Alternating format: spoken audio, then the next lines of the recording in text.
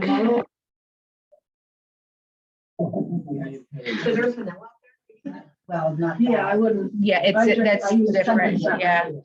I just wanted to say Dr. Pfeiffer's going to be up shortly, so we'll start shortly. I'm getting some paperwork done. If he doesn't come up right away, I'll come back with these guys, okay? But yeah. So there is a vanilla up there or no? Not this. And it's a boost one. Yes. It's not the. It's not. It's I not. think that's somewhere else. I got it downstairs. It's just Yeah. different. It's not the Yeah. green sparks. Right. And so I would put a couple scoops of that in, my drink with like 2 dry food, really careful, because he said not have bananas, like bananas. Oh, I'm doing it. Thank you for that. Slice 2 pieces of banana and my berries. And ice cubes. I've been putting, because I don't have the vanilla, but I've been doing half the banana and berries and adding all this stuff, but I also add a tablespoon of vanilla. You mean like vanilla extract you use? But I use imitation But you know vanilla. what? It's stevia. I don't like stevia. But get the vanilla. Did you try the vanilla liquid? No, but I don't need to sweet it. It's sweet enough for me. Oh, okay. Shame. I just do it for flavor to get some of the graininess out. Yeah. And I just use imitation vanilla. Because Oh, he really? tasted, he was like, oh. But before I put the. Some weird thing.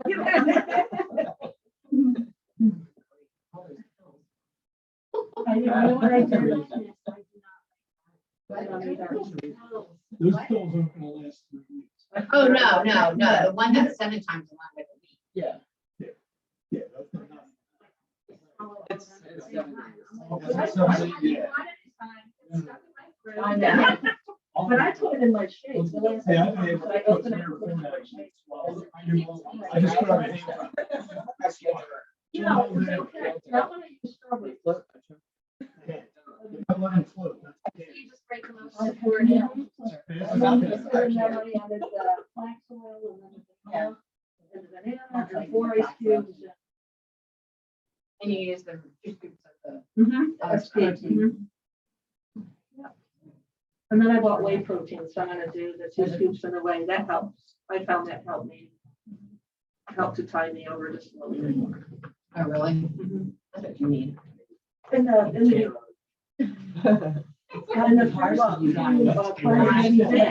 used to give you a jar of the SP and a jar of the whey protein. I poured it. And we get 2 jars of SP. My husband was not doing this. I was the rules. I just wanted to, I believe he is going to be coming up here shortly. I just wanted to make a quick announcement. Is anybody getting emails from Standard Process? Yes. Some are and some aren't. Okay. They are having a technical problem. I myself, the reason I found out is I wasn't getting them either. So they're working on the problem, and then they told me that I'll be able to get you guys the previous emails that you should be getting, because you should be getting one every day. So I apologize for that. They're hoping. Right. Yeah. So as soon as they thought they might have it done by the end of this week, so I'm hoping that that'll be the case. If not, like I'll keep you guys updated on the next time you come in then, okay? All right. Just want to know about- So some folks are getting it, some folks aren't. Oh, really? It sounded like it was like everybody wasn't getting them. Oh, maybe I got it a couple of days ago. No, I got it every day. I got one. Okay. Did you? So. 0 frame. So I sent all- And you have gotten none. Okay, so, And we are on. oh, hi, everybody. Hi, Kathy. And everybody here. Let's see what we got. Wow. Rosie girl.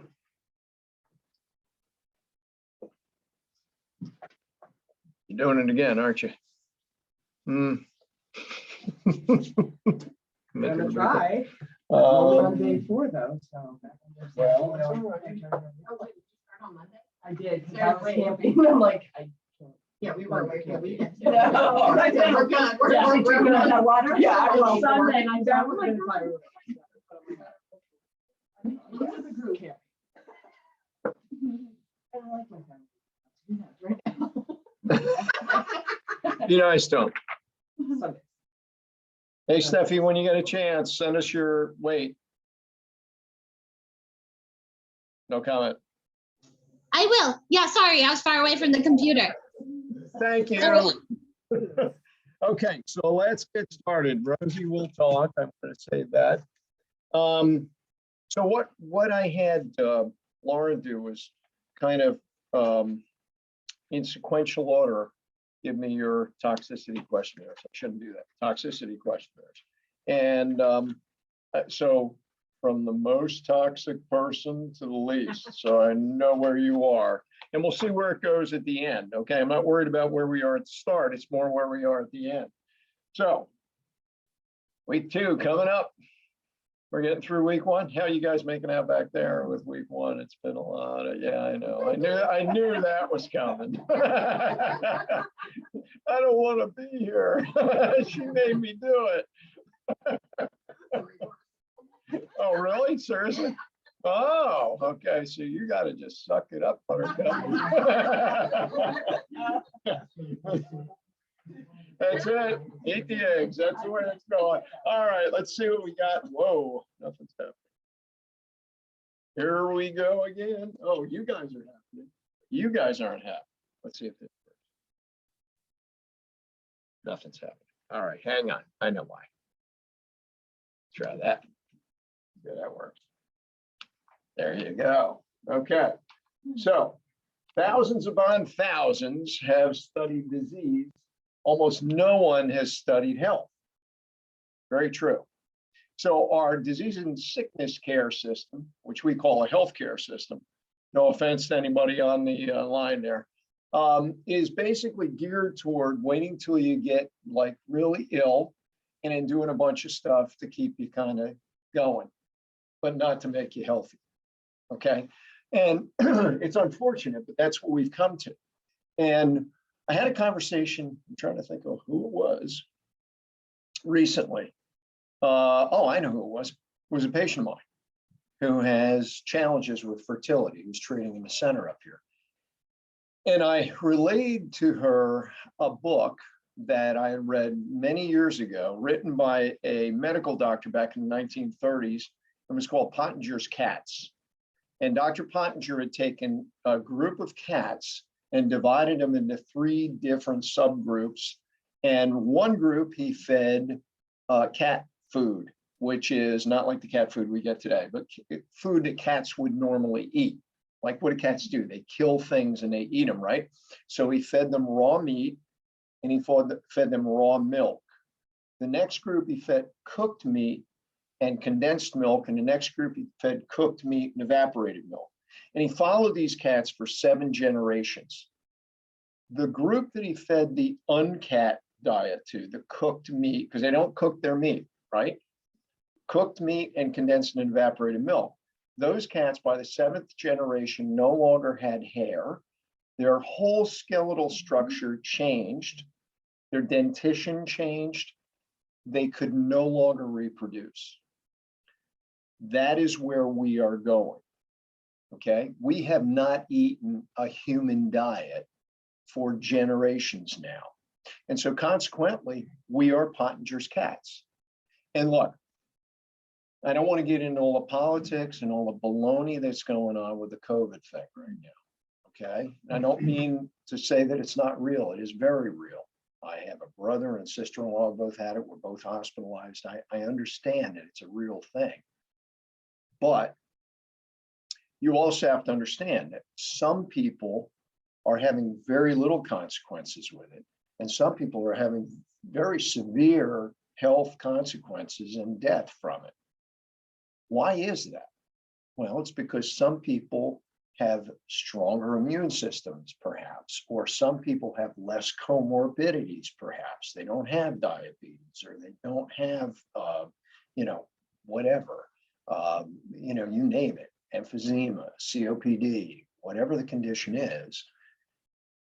And we have now become accustomed in this country to thinking that if you don't take medications or drugs by the time you are 40, there's something wrong with you. Like if you go to the hospital and they say, what drugs do you take? And you say nothing, they look at you like, really? You know, like that's unusual. That's not the way it used to be. And, you know, we have to get out of this mindset where we think that's normal, because it's not. We shouldn't have to do that. So, and I'm not saying it's not necessary at times either, okay? It's just that we consume more pharmaceuticals in this country than any other country in the world. You have to think about that a little bit. And we are not the most densely populated country in the world either. So we have to understand, as Adele Davis did, that we need to understand and study health and understand what that means. This is the most amazing organism that there is. I mean, all organisms are pretty amazing when you study them, but this one in particular, we think that we know a lot about this. You know, your hip degenerates, we cut it out, we put a new one in. It's never as good as the original parts, never. Because these parts are made just amazingly, and we don't recognize and value that. So I want to make sure that that impression is imparted with everyone in this program, because you don't get another one that's as good. This is what we got. We have to take care of it. So, why? Sorry, guys. You completed this first week almost. Okay, another couple days and maybe even another 3 days for some of you, you will have completed the first week. So I give you a great deal of credit for that. We've gotten a lot of emails and questions and calls and all kinds of stuff from different folks that are doing this. And we've kind of helped you through that. I think it's important that you recognize that there are ways you can get through it. But you're changing not only your concept of what food is, you're changing how your body assimilates and utilizes that food. You're also changing what your body has stored for perhaps many years. And that means that you're getting rid of stuff that shouldn't be here. And you're cleaning house. And I'm doing it with you. I want to remind you of that. So, inflammatory load is reducing. What is that? Well, if you go to like your annual physical and they do blood work on you and they do a CRP, which stands for C-reactive protein, or they do a histamine level or a SED rate, which is more of a broad general test for the same thing, all of those tests are checking for inflammation in your body, okay? And it's very important because now we understand, today we understand that the vast majority of chronic degenerative conditions, whatever it may be, is related to inflammation. So any condition that you're diagnosed with that ends in itis is an inflammatory condition. So I don't care if it's colitis, it's arthritis, it's you name it, the itis that you've been diagnosed with. It involves inflammation because that's what that suffix means. Itis means inflammation. The only thing you get prior to that in the prefix of that word, whether it's arthritis or colitis, is the location of the inflammation. So arthritis, arthro is Latin for joint. So it means you have inflammation in a joint. Colitis, well, that's inflammation in your colon. That's all the term means. It's just directing you to where the inflammation is.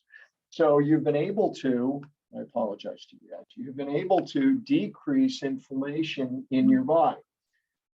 You've learned that food is not a product that you buy in a store that's in a bag or plastic of some type. It is actually a fuel source that your body is designed to utilize. It's something that grows that you put into your system, whether it's on four hooves or whether it's picked out of a tree. It's food for your body.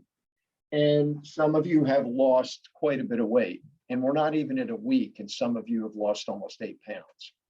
I mean, and that's a short duration of time to lose that. Now, is that unhealthy for you to do? Not if you're doing it right. It can be unhealthy if you're doing it wrong, but if you're doing it right, it's not unhealthy. have some of you felt symptoms from that? We'll call them symptoms, fatigue, maybe some,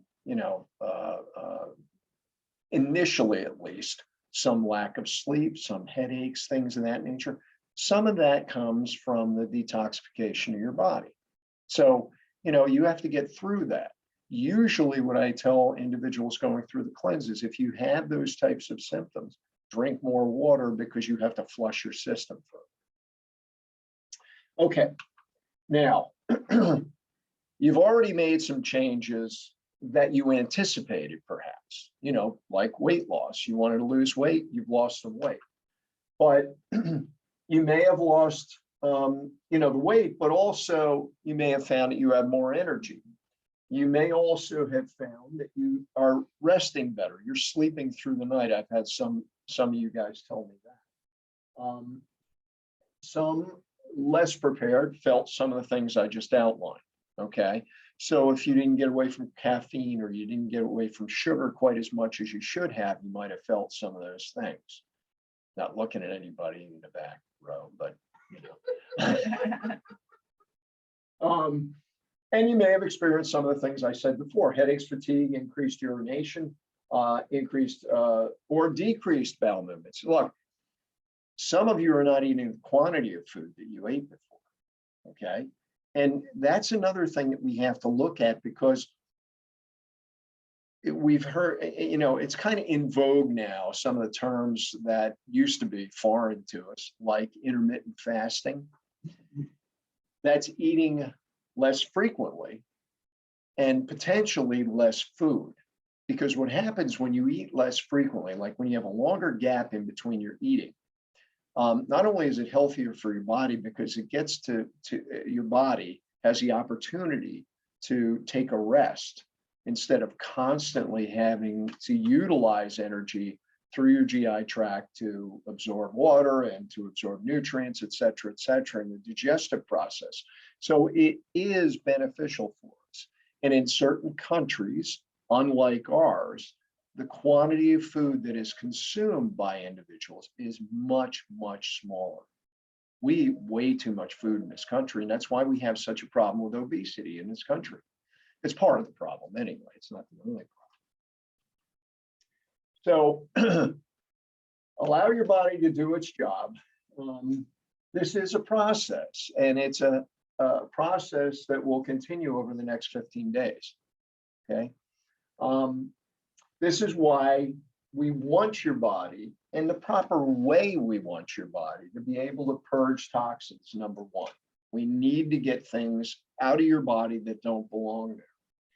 And you have to adapt to this new lifestyle. It is totally different for some of you than what you're used to.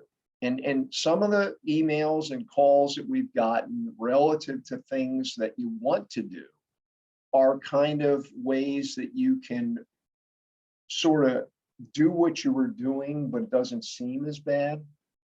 Like, can I use honey instead of sugar? It's all sugar. I don't care whether it's fruit sugar or whether it's, sucrose that you use as table sugar, whether it's fructose, anything. Here's another one to remember: anything that ends in ose is a sugar. I don't care what the beginning of that word is. If it has ose on the end, it's a sugar. So maltose, dextrose, levulose, they're all sugars. So when you read a package, you're going to see that there are multiple sugars in a product, a manufactured food, to make it sweeter without you knowing that it's got all that sugar in it. So read the labels and see that, because it's important for you to recognize that it's not just corn syrup or corn sugar, they call it now, I think.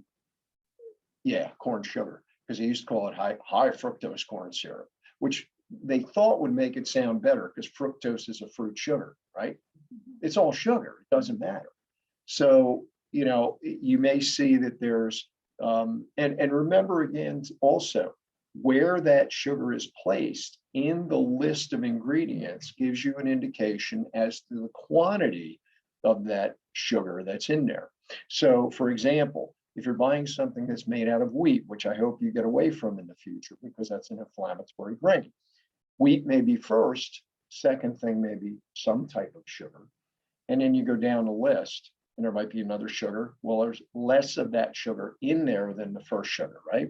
So always read those labels. We talk about. We went to the store, the shop. Uh-huh. And we went to the center. And I mean, Oh, yeah, you wouldn't believe. the junk in the No, not only that, you were talking about olive oil. oils. Yeah, the oil. We found one brand. that was great. Yeah, All the others have. Exactly. And I don't know if you guys online heard this, but in shopping for the right foods that we talked about last week, going through the rack of salad dressings, there are hundreds of them. And there was only one that had olive oil in it. And you have to watch this with everything, because what is the manufacturer trying to do when they sell their product? There was a bunch of them. I got them all mixed together. Make it cheap. Make money.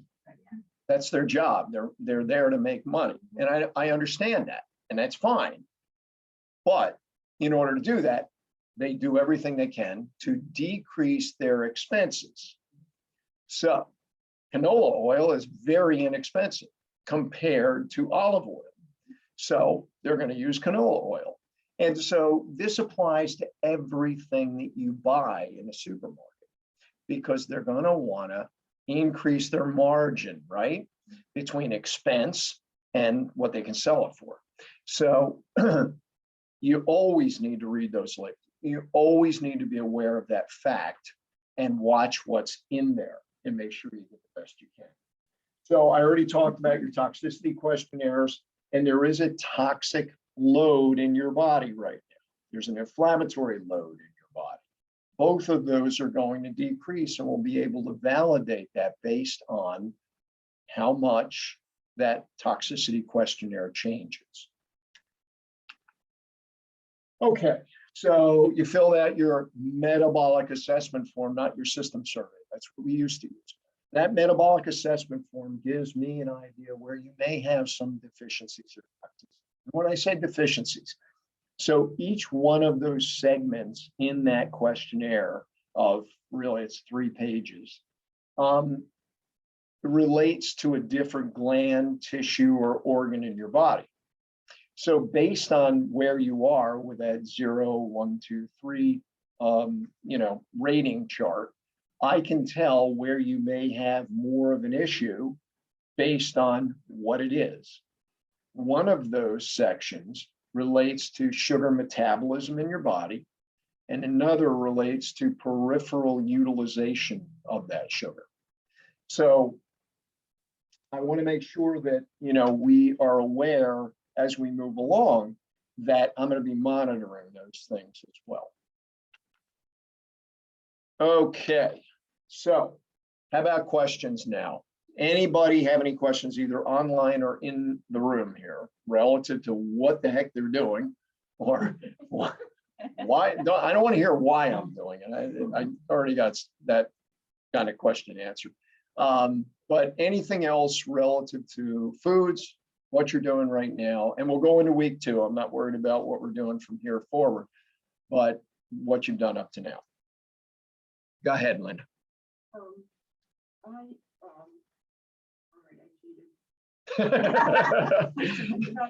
This is like Alcoholics Anonymous.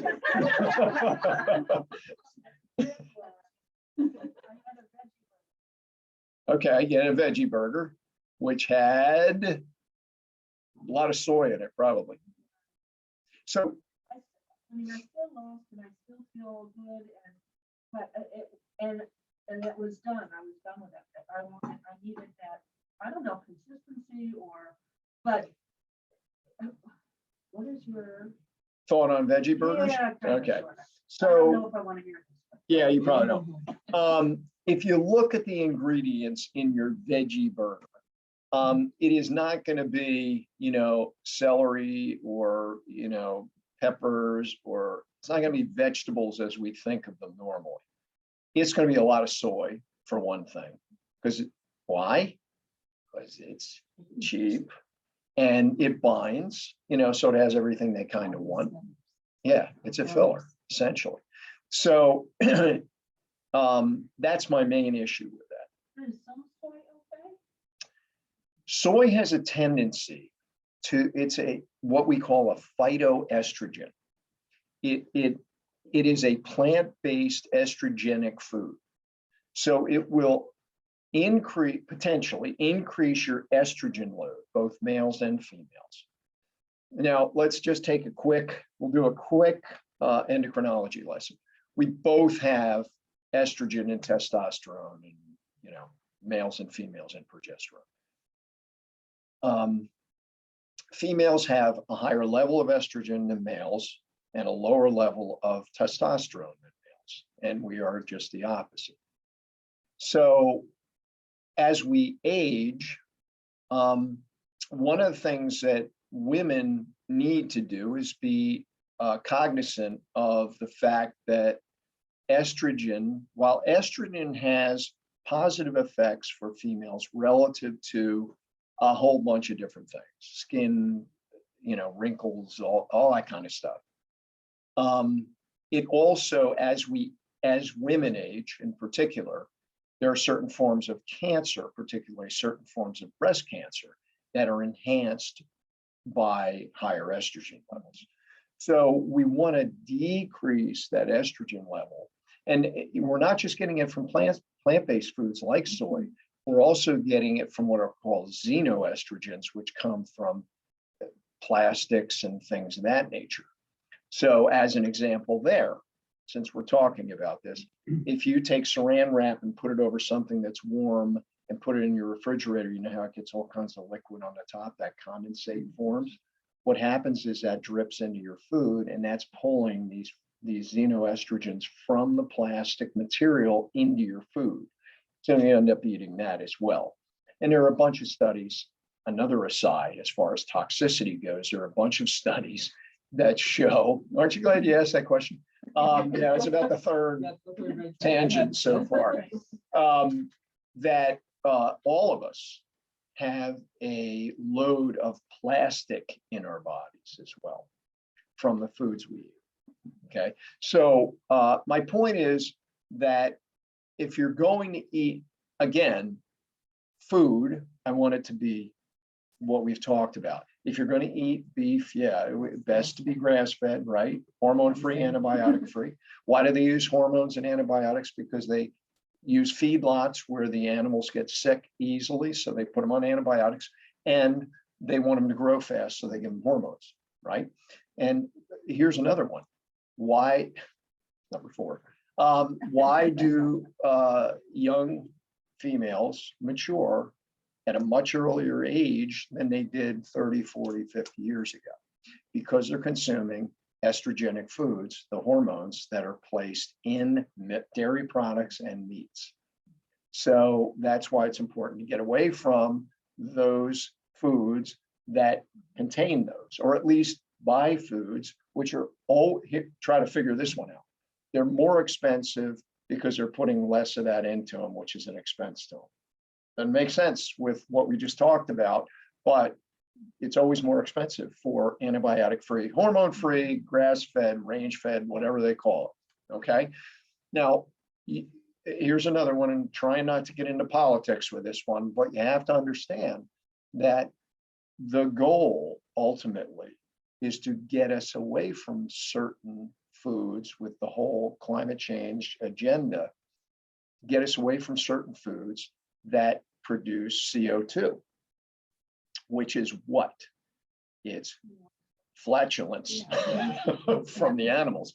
And so because of that, the whole big push with plant-based foods, you know, I shouldn't even say plant-based foods, grain-based foods, essentially, like the veggie burgers. So I would prefer that we try to decrease consumption of soy. Why did soy come on the market in the 1970s? And yeah, 70s pretty much, was because it was the healthy thing to eat, but it's also cheap. to grow and harvest. So that's kind of, you always, I hate to be cynical about what I'm talking to you about. You always have to be realistic about what's going on. Okay. They're there to make money. We make money by using something that's less expensive. So, you know, and that applies, well, we won't go there. That would have been 6, yeah. All right, so no questions online, I don't think, because I see none. Nobody's turned their talkie thing on, their speaker. And nobody's got any here, so that's real. Oh, there's a standout. Go ahead. Variety. And that's why it's going to get boring. If we can hear my voice. You know, you mentioned that. You want to go by the book, don't you? Well, no, I didn't know that. Okay, I'm but the supposed stuff. to, so I did. Don't look at the book. Sound like a Nazi or something. Yes. Besides salads in the shapes and eggs, what else can we And eat? Steamed and sauteed vegetables Right. yeah, and we've done- meat, right? Right. And use spices. So, Right. you know, yeah, I mean, it's pretty much it for right now. What she could do. which Yes. I've done, and I don't know if this is correct, but I did this. I roasted and a lot of my vegetables. Yep. A variety of them, Uh, and I blended them. And it was almost like a soup. yeah. It was delicious. So and that was one of the things, actually, we gave that out up here this week as a recipe. Like we try to give everybody a handout when they come in upstairs here to the center. And one of them was a soup like that. And you just puree the vegetables. And I had somebody, a young person, die, of course, who said, "What do you do with this? Do you dump it over something else?" I said, "No, you eat it kind of like a soup, you know? Yeah, dunk something in it." But I mean, to your point, yes, you can do a lot of things like what Barbara says. You know, you can create some variety. There's no reason you can't make a soup or something, you know, but as long as it contains what we're talking about. What are different suggestions for vegetables? We've done broccoli, green beans, and cauliflower. Okay, What else is there? that's all there is. Pardon me? Asparagus is a good. All right. Spinach. Peas are higher in carbs. Right. Cooked spinach, you remember what I talked to you about with putting the egg in it? Did you remember that? Like beating an egg and putting it into cooked spinach and using the organic, you can get that organic bouillon. Or you could just use a little bit of chicken stock, but which on it. Or in it, when you cook it or when you put it on it afterwards.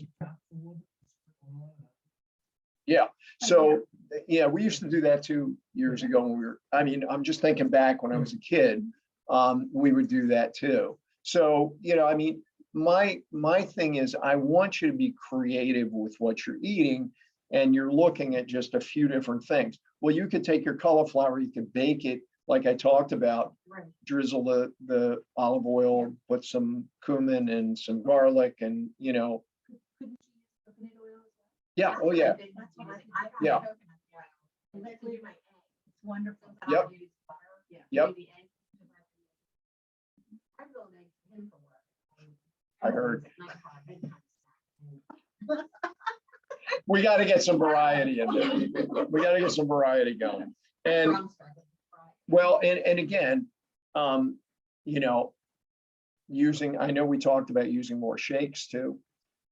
Using the greens first or something as a treat, like the chocolate one, like we talked about before. You know, I mean, just having a variety of things that you can have at your disposal for quick use so that you don't get too hungry and say, I'm just gonna grab this, you know, which we have a tendency to do. It does take some restraint at this point to get yourself to the stage where, you know, when they bring the dessert tray in, like they do in a restaurant, and you just say, I'm just gonna have a cup of tea, and you are not tempted by, you know, the creme brulee and all the stuff they tell you about that's on there. Yeah, cheesecake. And I'm not saying you can never do that, But what I'm saying is, I don't want you to feel like that is part of your meal every single time. That's what our problem is. So to your point, try different vegetables, try asparagus, try different ways. You know, go online and look for some of these ways that you can cook it even on the standard Can you use process. shredded carrots? I've been putting shredded carrots in my salad. Sure. Yeah. Yeah. Snap peas would be okay. Now, we just talked about peas in general, but snap peas are a little different because they're not as big. They don't contain as much. And you have to check me on some of this. Look at the glycemic index. So I think we're going to talk about a site that has that, where you can look at what the conversion to sugar is of a variety of different vegetables. Okay. And, you know, I think I mentioned about like rice, right? We're not eating rice, but they're depending on what type of rice, brown rice, white rice, and whole grain rice. They're gonna convert at different rates. So you want the slowest converting rate you can get. So I mean, try different things. Try okra. Try, you know, and you can eat. Peppers. Yeah, peppers. You can eat. I want to say this right because I don't want you to get the wrong impression. I almost said squash, but that's not what I mean. Like zucchini kind of thing. Zucchinis are- Yeah, yeah. Yellow Okay. squash up Yep. there? What about butternut? Well, when I say yellow like the zucchini Yeah, looking yeah. yellow squash, yeah. No, but not the high carb ones like butternut Butternut squash squash. and what's spaghetti squash and stuff like that. However, later we'll talk about that, okay, as a replacement. Yes, I've been using, I hope it's, have you ever seen like Weis, all the supermarkets have their own salsa, yes, but it's all veggies cut up and it's wonderful, yeah. So but it's not a sauce. It's Right. everything cut up fresh. so And I've been putting that in an omelet. Yep. Making an omelet. and So- using- And again, this gives you some spice, some variation, some different flavors, some different tastes. So what Linda said for you guys online is, you know, what about salsa? And salsa is fine as long as you look at the label and make sure it's not sweetened. If you're buying a, you know, pre-manufactured one, this one sounds like it's one they make there. Yeah, right, exactly. So, and anything you can use to spice your foods will, number one, be anti-inflammatory, and will, number two, create more variety for you. So, you know, look at different vegetables. If you have questions about them, email us or call. But there's a lot of there are a lot of vegetables that we really don't eat routinely in this country, because when we were kids, what we were raised with: corn, potatoes, yeah, and peas. You know, that was kind of it. So I got one online first, real quick. Or was that a question? I lost the TV again. It's happened again. Well, all right, hang on, you guys, because you're not, it's back. Okay. So Steph has a question. Yes. So Steffi, make sure, and I think you probably are, make sure you're drinking enough water, okay? Because remember what I said, the portals of eliminating toxicity from your system, from your body, will be through the GI tract, through the urinary tract, through your breath, through your skin. If your body can't get rid of something any other way, it's going to push it through your skin. So you could end up with acne or a breakout of some type, and that does happen, but oftentimes it's temporary. And or if you drink a ton of water, which is difficult to do sometimes, but you have to just push it, you will flush more readily. So that could be, I wouldn't call it a side effect. I'm going to call it an effect of the cleanse. You may end up with a breakout, you know, like I've had people have had it under their chin, around their, you know, different spots where your body's trying to get rid of something it can't. You also may be pushing oils out of your skin as well, because you're not consuming foods that, well, you're consuming good oils, number one, Okay, if you're taking in the omega-3s, you're consuming good oils. You're taking in coconut oil, you're consuming a better oil, olive oil, but you may have some other oils from previous history, including trans fats, which we'll talk about, that your body is like taking the good oil and replacing it with the trans fat, the bad stuff, and pushing it out of your body and perhaps through your skin. So hopefully that answers your question, Steph. And if it didn't, ask me again in a different way. Thank you. You're welcome, Steph. So I guess we've kind of covered this part. So questions are limited. This is a good class. That's good. Okay, so week 2, let's talk about what you're going to do as far as healthy foods go. And notice in my healthy foods picture, I have one specific food you probably, well, 2, you probably shouldn't eat. Right, corn and what was the other one? Apple? Grapes. Yeah, there's an apple, but the grapes in particular. Yeah, great. Grapes are high in sugar content. Okay, so you have to watch that a little bit. Okay, your supplements, what was that name? Yeah, exactly. They are better than raisins. Why? Because when you take a grape and you dry it, you're concentrating the sugar in a smaller little fruit that you're going to consume more of. So you're getting a higher sugar content in each one, and you're getting more of them because you can eat more. Okay, so your supplements.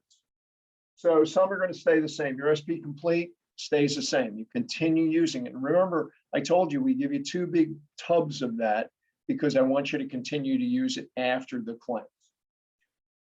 Gastrofiber, you're still going to do your gastrofiber just the way you did. And that is to help you to excrete the toxins and form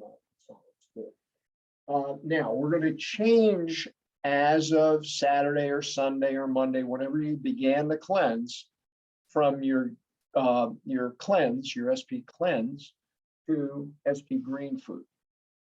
So we're going to be giving you even more phytonutrients in the SP Green Food, but you'll see in a second, you're going to be taking a little less of that than you had of the SP cleanse.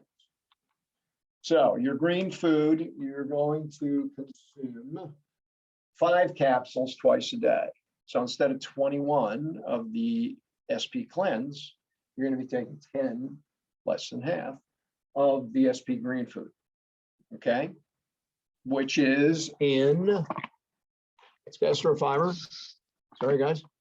SP Green Food. Okay, so you're going to be taking 5 twice a day.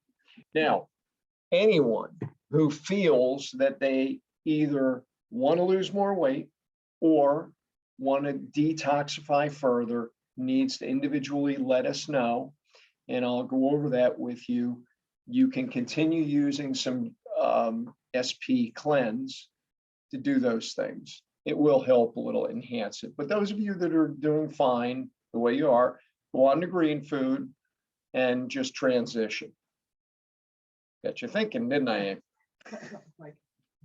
I don't want to change anything.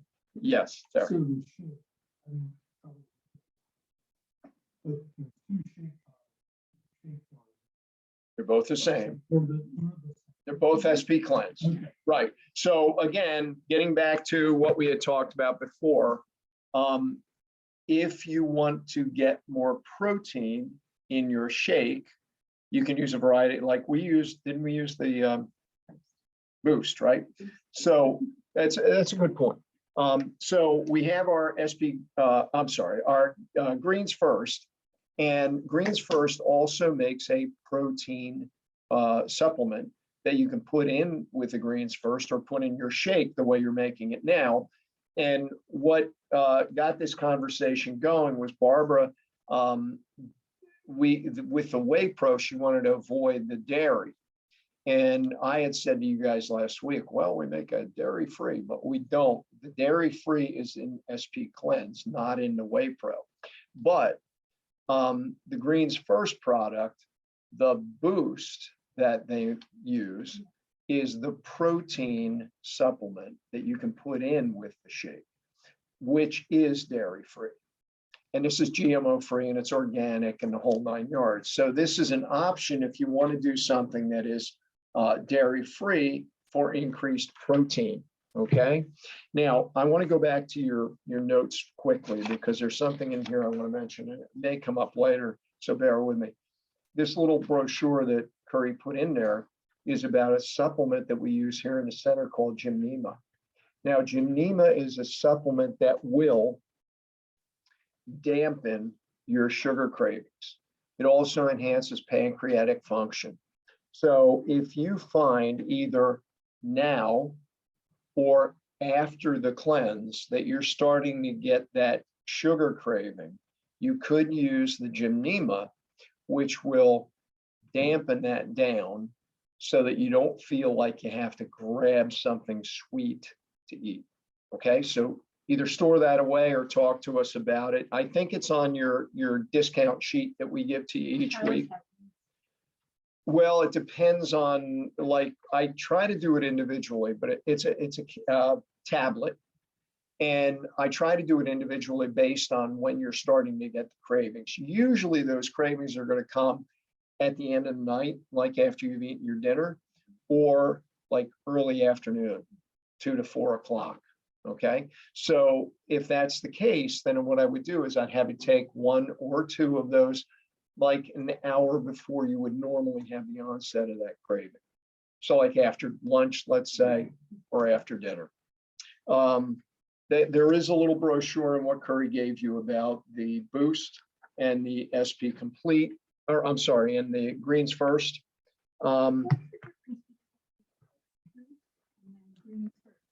Well, the Boost is really for protein. Now, I will tell you, it doesn't have quite as much protein in it as the Whey Pro, okay? But it's really to enhance protein consumption. The Greens First doesn't have a lot of protein in it. It has a lot of vegetables. As a matter of fact, I think they say that there are 15 servings or something of vegetables in each scoop, which is kind of hard to believe. It does have a lot of things that you wouldn't normally consume, like wheatgrass, which does not cause inflammation because it's not the grain, and spirulina, and just a variety of different barley grass, all kinds of stuff. Yep. Well, yes, but I mean, you can use it as you need to. I typically will have one, like I put it in my shake. Okay. I put it right in my shake in the morning. I've really changed my shake a lot. Like my shake is not like what you guys are doing. I use no banana in my shake. I use spinach in my shake. I use a small amount of berries, small amount. Like you guys are using a half a cup. A cup, I'm sorry. I don't even use a quarter of a cup in mine. And then I put my fish oil right into my shake. So I'll take this and just I don't even measure it anymore. I just dump a little in. And I use my flax oil in there as well. And then I put a little ice in it. And I put a scoop of this. But I cheat and use the chocolate, and it doesn't have any more carbs in there. And I put a scoop of the Whey Pro, 2 scoops of Whey Pro, or the SP Complete, and then 2 scoops of Whey Pro. And I do that only because I need enough to get me through the morning, right? And so that's it. And I blend that up, put water in, blend it up, and that's my shake. And it gets me through. So this is an enhancer. It just gives you a little extra boost as far as the nutrients. Okay. But if you want to get the protein, the Boost is the way to do it. I've been using vodka. That's nice. Yeah, vodka works well too. Just so you know, that's not there. It's just Mike. Tell Beth that, Mike. No comment.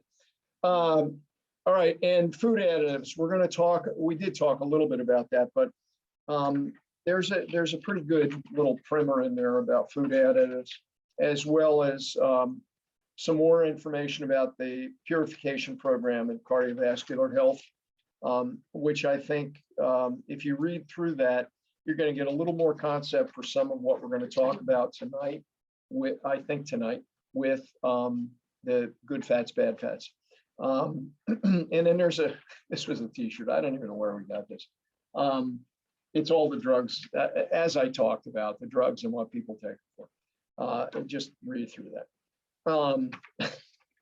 Crazy. Chinese clock.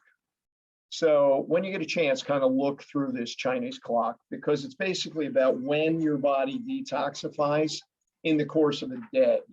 And your body does detoxify throughout the day.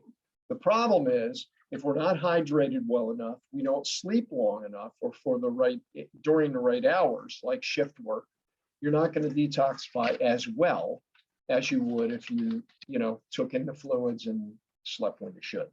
And then there's a long dissertation here on apple cider vinegar, which somebody mentioned at some point during the course of this cleanse to me.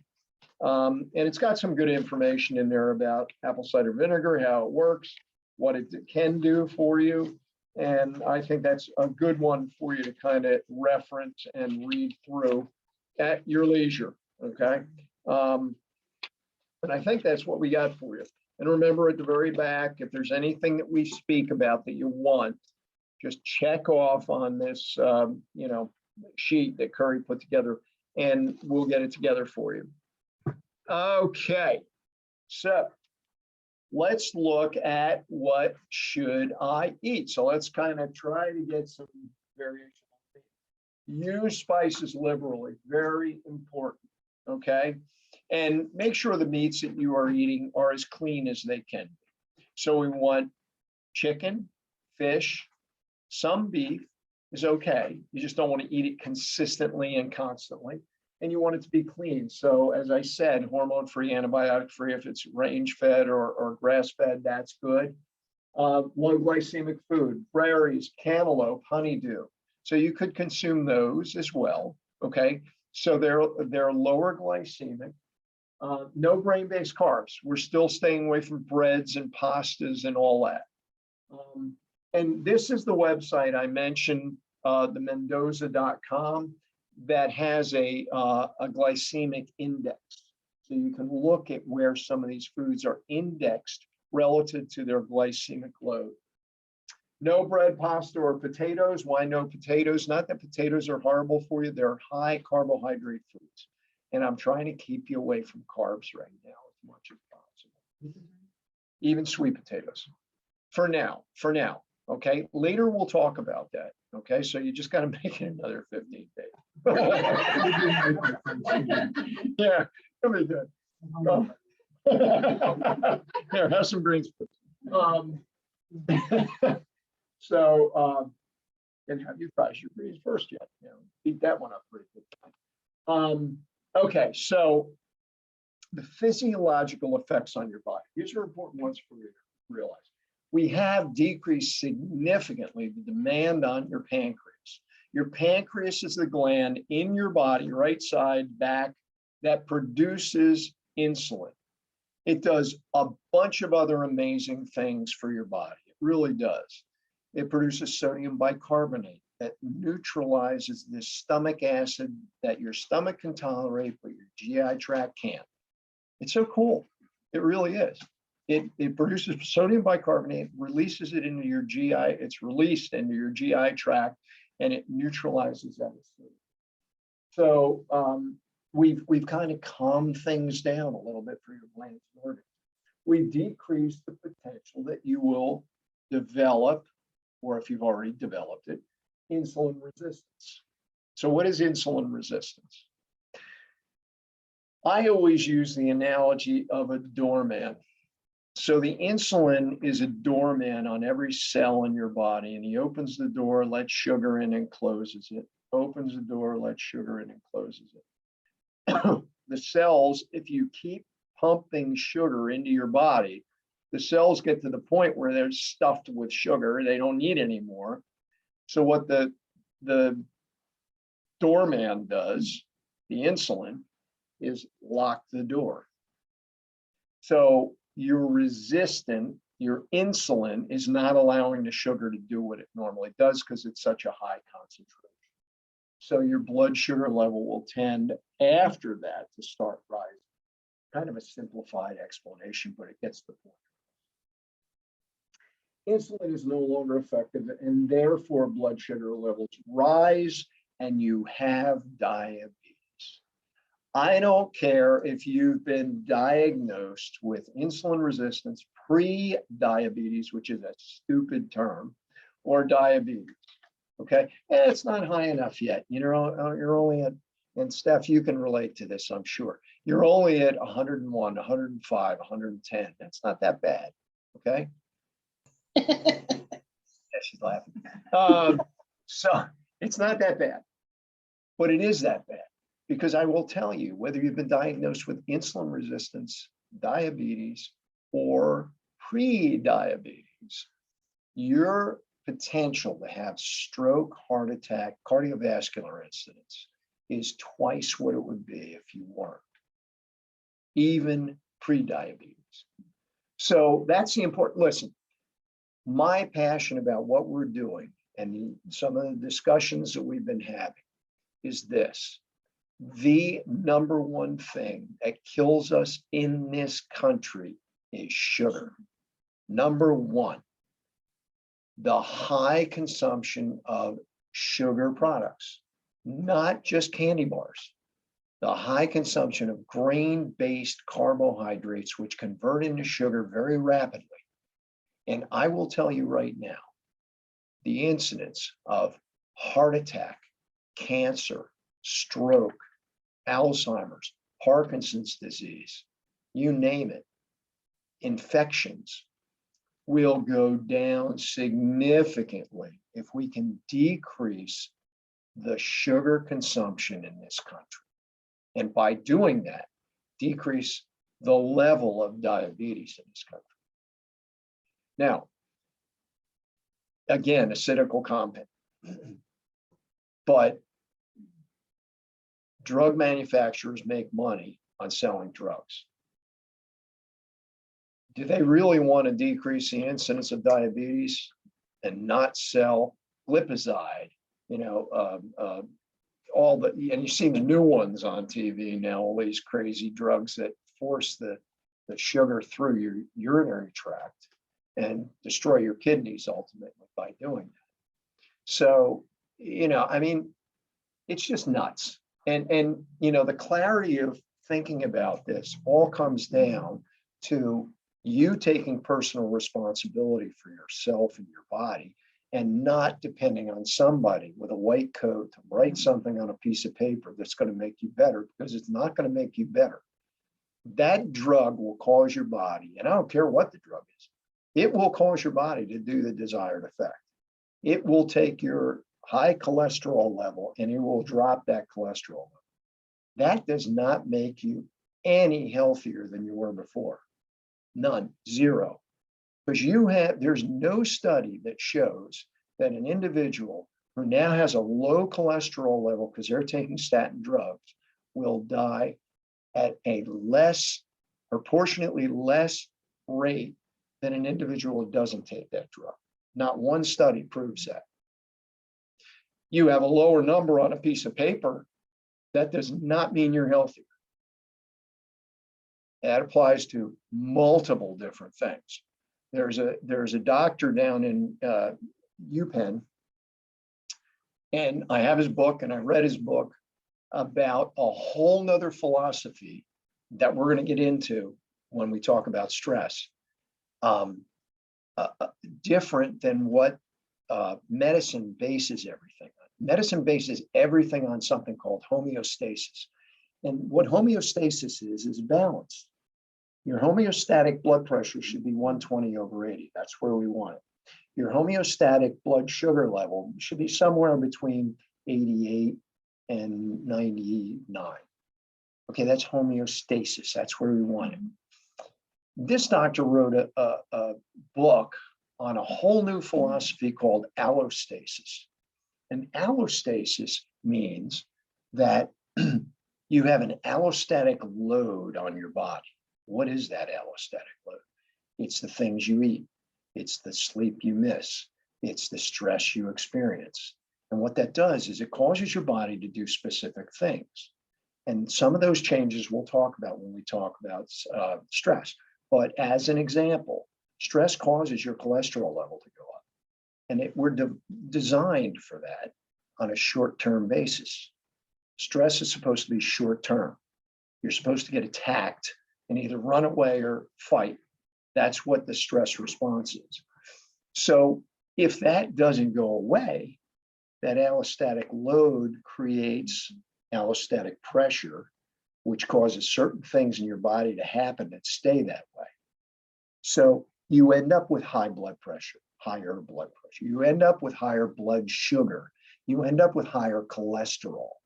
Now, you're going to take 3 drugs for those things. It's going to bring them down. But nobody changed the circumstances that caused it to happen. So that's why oftentimes with people, they'll take a drug for, a year, 2 years, 10 years, and all of a sudden it starts to drive up again, whatever it is they're being treated for. You have a breakthrough on that drug. Your body says, okay, enough of this. I'm pushing it beyond that point. And it gets worse. So what do? They give you another drug or a different drug or another one with the one you're taking and drive it back down. They make the body do something the body doesn't want to do. The cure for that is to correct what's wrong. Eat the right things, get the right sleep, get away from the stress. Now, sometimes that's difficult to do, but that's what will correct it. So my point is, and I got way off on that one too, Aim. My point is that the diabetes will cause all those things that we just discussed. Okay, physiological effects of the cleanse. Here's some more. You reduced inflammation. Atherosclerosis, hardening of the arteries, we used to call it. Why does that happen? Really, the number one cause for that is inflammation. The arteries become inflamed just like anything else in your body. And the body, in its attempt to mitigate that inflammation, lays down what? What do we put on a burn when we were little kids? Mom told us to put something on the burn. Butter. See, we're dating ourselves, guys. But that's what they used to say, put butter on it. Yeah, now you came from a different generation when they said aloe, right? But what do you do when something's inflamed? You put fat on it, right? The fat soothes it. And that's what your body does too. It lays down cholesterol, it lays down substances like that that start to thicken that arterial wall and create the problem. But it's inflammation that causes it. It's not that you're eating, well, it could be that you're eating too much fat, but that doesn't help. But it's not the thing they used to talk about in the 70s and 80s. We go from that low fat diet. Remember what I told you, when they modulate foods, what do they use? Salt, sugar, and fat. So if you decrease fat, you're going to increase the other one or two. So inflammatory bowel disorders, decrease inflammation there. You've readjusted your metabolism from fat stores to fat burning. You are literally burning the fat off your body, and that's why your weight is going. So you've allowed your body to convert the carbs you consume into sugar more slowly and eventually and evenly. So those vegetables that you're eating are carbohydrates. Those fruits, those berries that you're eating are carbohydrates, but they're not grain-based carbohydrates. Okay. No, I know the tomatoes. Correct. Are we allowed to eat those? Yes. Corn is a grain. That's why we don't eat that. Okay, so consuming, I beat this one up too. You want to be a grazer. You want to eat foods more frequently, but less quantity. Okay, so you don't want to gorge yourself and then lay there like, the lioness that just ate, the hyena or whatever, and just lay there for a day. Okay, that's not the way our bodies are designed to run. And so, the weight loss is important, but it's really not our goal. Our goal is to create health. Okay, weight loss is a byproduct potentially with some of you. And we do live in the most obese nation on the planet, really. Okay, E word, nasty for some people. Exercise. So this is the move right section of my book, right? So we want you to move right. When we were in a hunter-gatherer type of like Native Americans, let's say, they generally moved about 10 miles per day to gather food. Okay. It was usually the women, not the men. Men sat at home, got fat. Drink a beer, right? But they did. They moved. What do we do today? We sit. Okay, the vast majority of occupations today are doing this all day long, right? Now you'll get up and move around a little bit, but not like you should. Okay, you're not doing the squat. That's why I feel blessed to have the job I have. I am constantly moving into different positions throughout the day. And, you know, the things like, well, here's the statistics, you know, kids sit there playing video games. The average American spends 6 to 8 hours watching TV. Now, you don't think it's that much because you're watching the news and then you go to work and then you may catch it a little bit at lunch or whatever, and you come home. And a lot of people, what they do is they eat and plop down in front of the TV, and they're there for 3 or 4 hours a night. And this is not what our bodies are designed for. And listen, we're all guilty of that at times. I'm just saying that some people, that's their life, you know, and the weekends, what do? Guys sit there, watch a football game for, 6 hours all day long, whatever. So my point is moving is important. Now, what can you do? Stretching. Stretching is very important. So the first thing in the morning when animals get up, the first thing they do is stretch. Do we ever stretch? No, we never stretch. Yeah. And we don't think about these things, but joint flexibility is very important, especially when you first arrive, because it's a gradual, progressive process. If you don't move, I just had a patient in today. He injured his shoulder, hurt his shoulder doing something. And he would get to here and it would hurt. So guess what? He didn't go beyond that point. And guess what? Now he can't go beyond that. Your shoulder will freeze. And if you don't use it, right, it's very painful. Why do you think they only put a cast on your arm if you fracture your arm? They do not want to immobilize your elbow for more than 3 weeks. Because if they do, you will never move it all the way again if you go beyond 3 weeks. Because your body is very intelligent and it doesn't want to waste energy on something if it doesn't have to. So if you're not moving the elbow, it's like, okay, so let's start forming fibrotic tissue and lock it up because it doesn't move anyway. So squats are easy to do. You have to watch it if you have knee problems, right? But you can still do it if you support yourself. There's no reason you can't do some squats.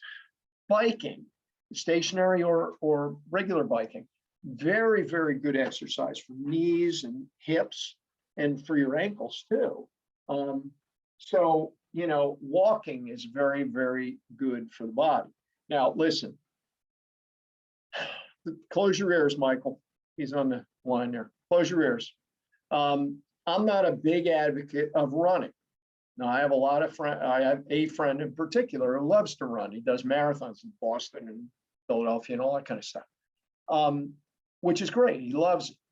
But my opinion is, from clinical experience, over time, that breaks joints down. And I have patients and I have individuals I know, one in particular, she ran forever. I mean, she started when she was young, okay?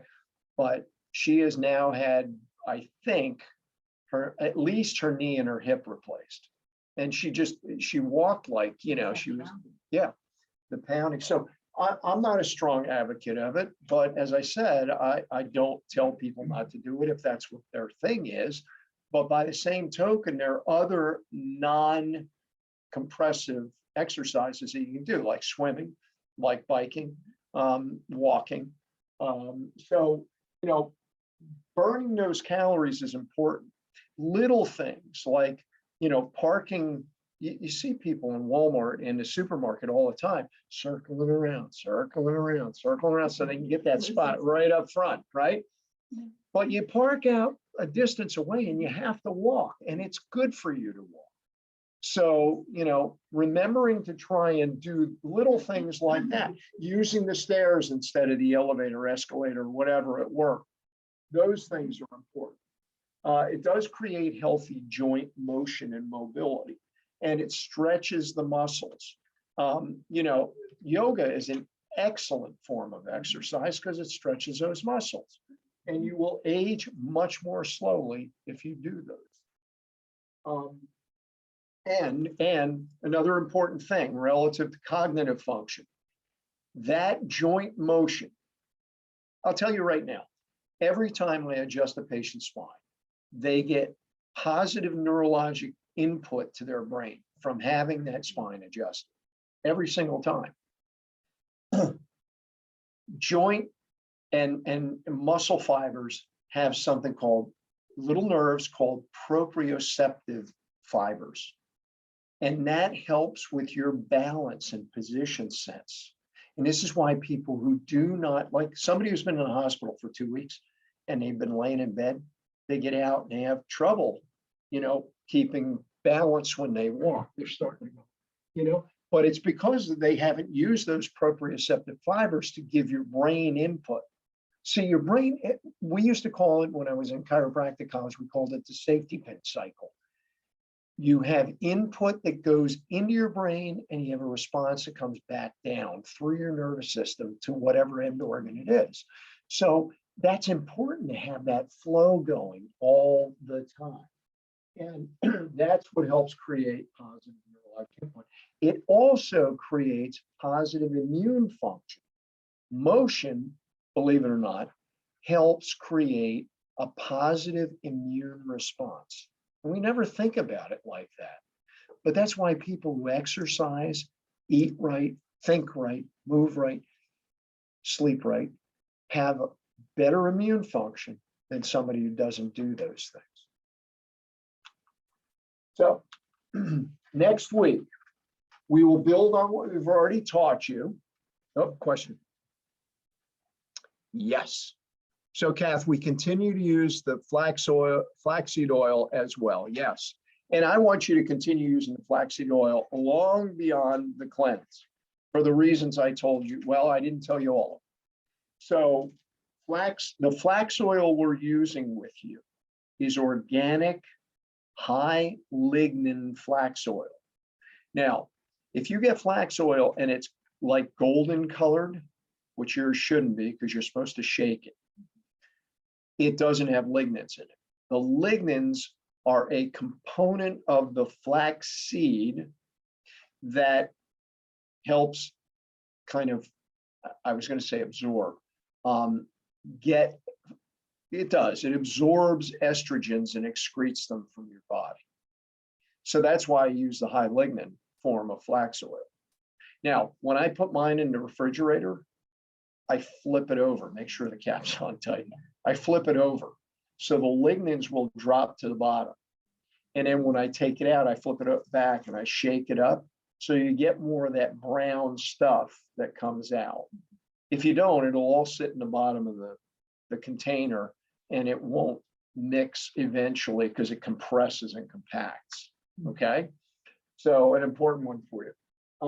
Next week, we talk about the good fats, bad fats. And we will talk about cholesterol and all that stuff, not only I think in that one, but also in this question. You're going to learn how to strengthen your immune system.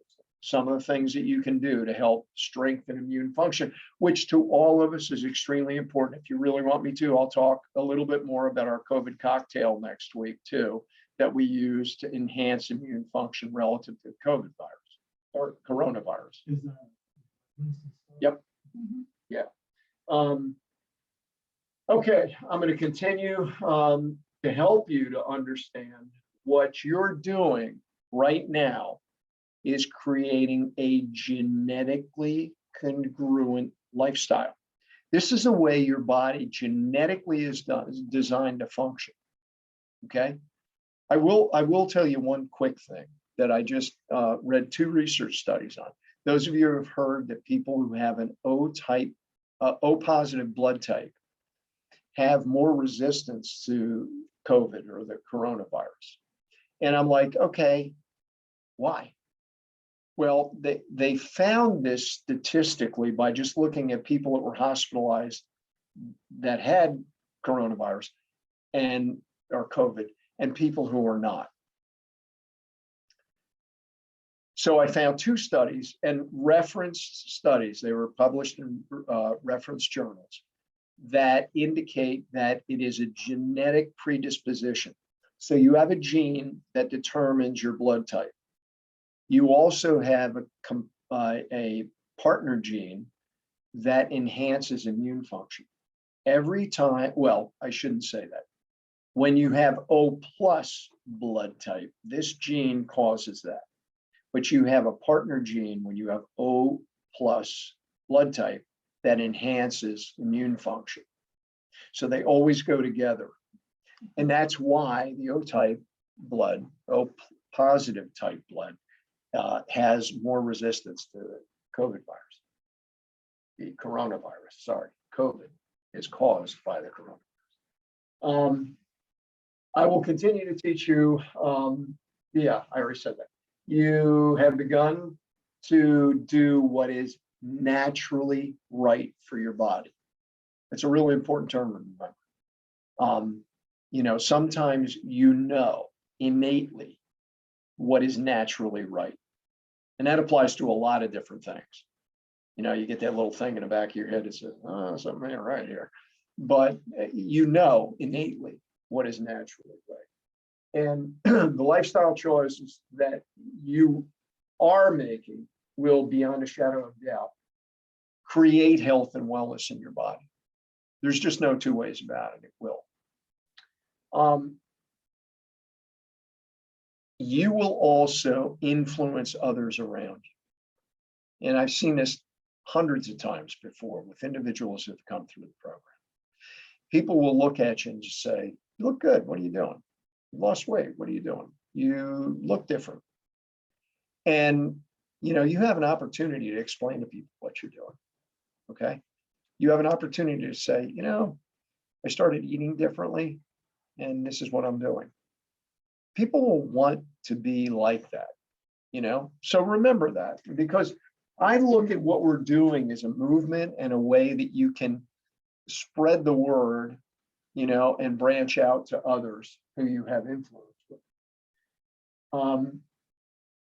And they will come to you. You know, people will say that to you. So this is my goal and our purpose. My purpose is to change humanity. My purpose is to help people to understand that by teaching and demonstrating the things that you and they can do to create a genetically congruent lifestyle will, and this is for sure, will divert your life path from a disease and sickness paradigm to a health and wellness paradigm.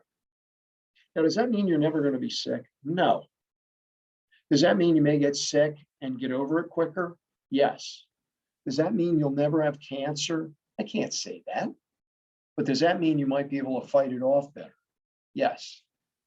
I'm telling you, in every respect, you will be able to do better relative to encounters that your body has than if you're over here.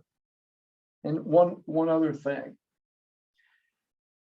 Every patient, without a doubt, that I have had come in my office over the last 35 years, who does not bring the brown bag full of all the drugs that they're taking, lives longer than the ones who do bring the brown bag.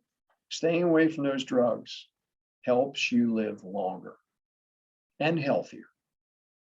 But utilizing them compromises many things, because any CEO of any pharmaceutical company will tell you, yes, our drugs are good. They do what they're intended to do, but they will cause multiple secondary effects on your body. It's just the way it works. And again, sometimes they're necessary, but they're not necessary to the degree that we consume them in this country if we would do the right things. So, whoop, too far. So we'll see everybody next week. If you have any questions, dilemmas, issues, let us know.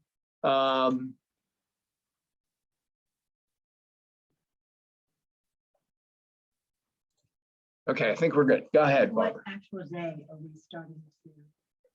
You will be Sunday, right? Sunday, Sunday. yes. Everybody else, normal people, Barbara, are Saturday. Wait a minute. No, you started a day late, right? No. Oh, you started on Yeah, time? Saturday. You guys started Saturday. Oh, okay, I'm sorry. I thought you started on Sunday. Somebody started on Sunday. Linda started on Sunday. All right, it was a girl behind you. You're okay. Yeah, Saturday. So Saturday you start on phase 2, week 2. You start changing your supplements and, you know, not eating differently, but I want you to create more variety. Yes.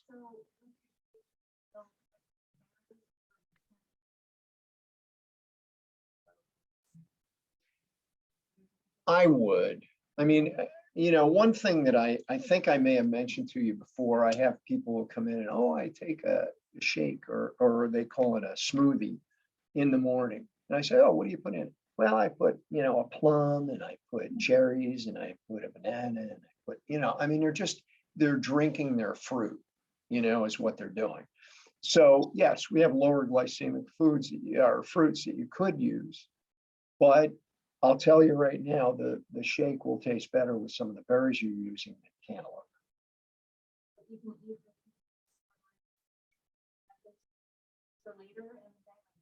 Sure.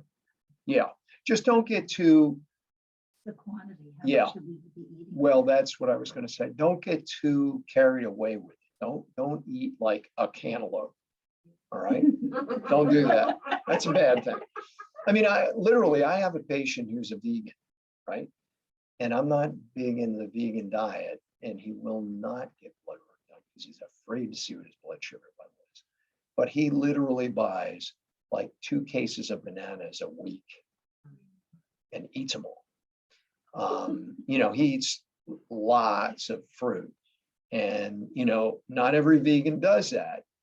But vegan diets tend to be very high in glycemic foods because a lot of their foods are grain-based too. So, you know, I mean, my point is just don't eat a bunch, okay? And then How much protein, like grams or something? Yes. Yeah, I would say 2 portions a day of that. Not in one sitting, right? Well, like if you, like today, I had some grilled chicken on my salad. Tonight, I'll probably have some tuna fish. Okay, so I'm eating, of course.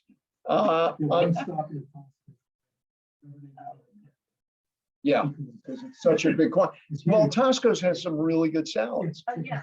Yeah, like that Alicia, well, it's not Alicia, it's called the Tosco salad. It's the same now. They just changed the name. Okay, but this salad has a bunch of stuff in it, and they give you too much chicken, honestly.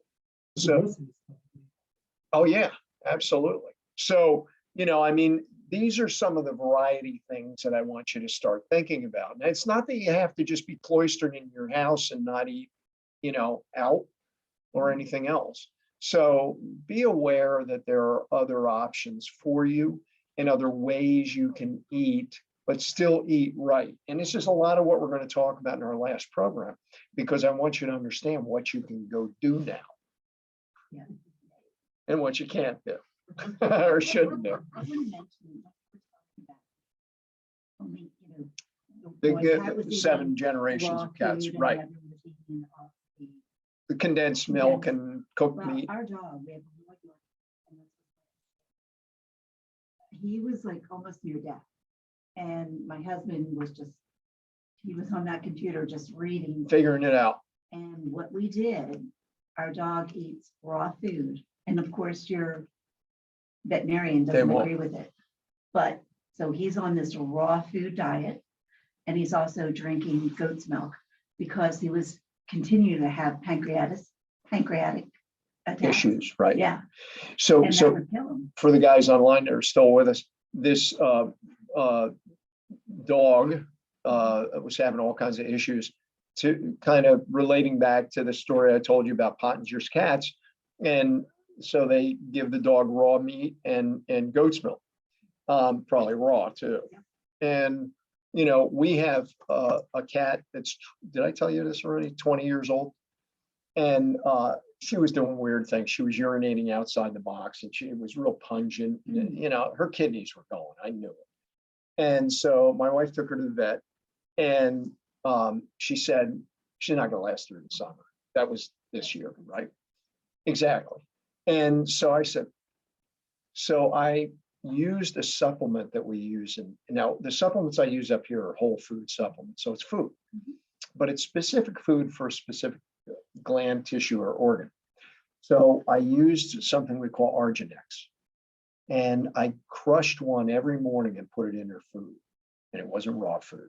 Okay, so I'm not doing the right thing 100%, but I started giving her this Arginex. She eats it down because usually with the supplements, the animals for some reason gravitate to them because they know that they're good for them and what they're going to do. I don't know, but she started eating it with the Arginex in it, and that was, I don't know, last spring sometime, and she's still going strong, you know, and she stopped the urination thing, stopped the pungency and the going outside the box and all the weird stuff she was doing, stopped. I mean, she'd go to the box, but she wasn't in the box. It's like, what are you doing? And they know that. Right, exactly. And so that ended it. And she's still hanging in there. So I don't, you know, we have to think outside the box. Here's another something. If we want to continue on with the SP claims, do we contact you via phone or email? Whichever you'd prefer, Kath, phone or email. Probably letting Curry know via email and telling her why, what your motivation is, okay? And we'll do that one-on-one together, okay? All right, sounds good, guys. All right, class dismissed. Have a great evening. Take care of yourselves and safe travels home, okay? There are crazy people out there, so be careful. Thank you, guys. See you, Mikey. Yes, Archie.